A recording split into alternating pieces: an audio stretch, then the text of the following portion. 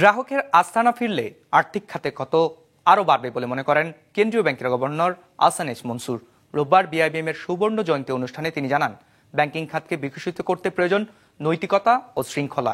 Million offer Walton fridge কিনে পেতে পারেন 20 লক্ষ টাকা, রয়েছে কোটি কোটি টাকার নিশ্চিত উপহার। যে ছোট ছোট সাবসেকশনগুলো আছে, দেশের আর্থিক খাতে দক্ষ জনবল গড়ে তুলতে প্রতিষ্ঠিত হয় Bangladesh institute of bank management BIBM.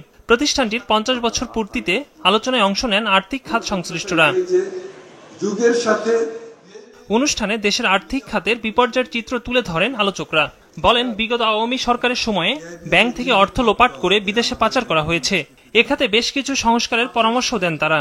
Why banks must be highly regulated? এক নম্বর কারণ হলো to take care of the interest of the depositors.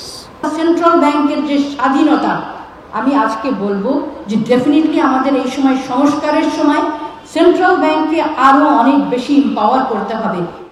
CPT সম্মানিত ফেলো মোস্তাফিজুর রহমান বলেন, ব্যাংকিং খাতে সবচেয়ে বেশি বৈষম্য হয়েছে। দেশ থেকে গড়ে $16 বিলিয়ন নিয়ে বিদেশে পাচার হয়েছে। এ সময় ইচ্ছাকৃত ঋণ খেলাপিদের বিরুদ্ধে কঠোর ব্যবস্থা নেওয়ার পরামর্শ দেন তিনি। ব্যাংকিং সেক্টরটা ছিল এই বৈষম্য সৃষ্টির একটা সবচেয়ে বড় একটা সূত্র। অবশ্যই তাদের অনেক কিছু করার ইচ্ছা ছিল, শক্তি ছিল, সামর্থ্য ছিল, কিন্তু সেটা করতে দেওয়া হয় নাই। মিনিস্ট্রি অফ ফিনান্স এবং রাজনৈতিক একটা ইচ্ছার সম্প্রসারণ হিসাবে সেন্ট্রাল ব্যাংককে দেখা হয়, এবং যার ফলেই কিন্তু এই $17 বিলিয়ন গেছে। এবং আমরা শ্বেতপত্রে দেখেছি যে প্রতি বছর বিভিন্ন সূত্র থেকে ব্যাংকিং, বিভিন্ন ধরনের দুর্নীতি, শেয়ার মার্কেট, পদায়ন, নবায়ন সবকিছুর মাধ্যমে পরে প্রায় $16 বিলিয়ন দেশের থেকে কিন্তু নিয়ে গেছে।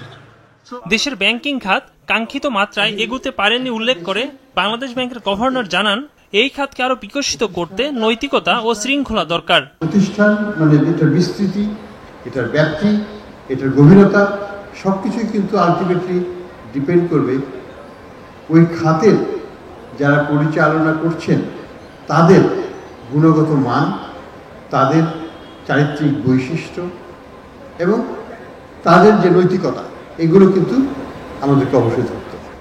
ব্যাংক ও আর্থিক খাতের সুশাসন প্রতিষ্ঠার জন্য স্বতন্ত্র পরিচালকের সংখ্যা বাড়াতে পরিচালক নিয়োগ বিধিমালা পর্যালোচনার আহ্বান জানান আলোচকরা। একরামুল ইসলাম খান, বিজনেস রিপোর্ট, মাছরাঙ্গা টেলিভিশন।